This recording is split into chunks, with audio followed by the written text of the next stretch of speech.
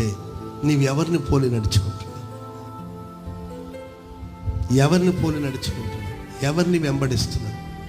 అన్యుల ఆచారాలు ఎందుకు నీ దగ్గరికి వస్తున్నాయి? అన్యుల పద్ధతులు, లౌకిక ఆత్మ, లేకపోతే లౌకిక సంబంధమైన మనుషుల ఆలోచన నీ దగ్గరికి ఎందుకు వస్తుంది? నువ్వు దేవుని బిడ్డవు కదా.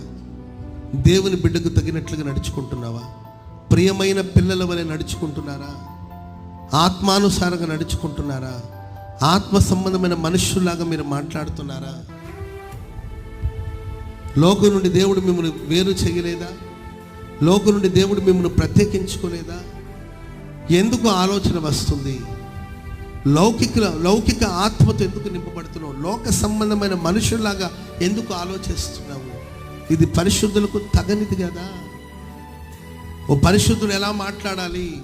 ఓ దైవ భక్తి గల వాడు ఎలా మాట్లాడాలి?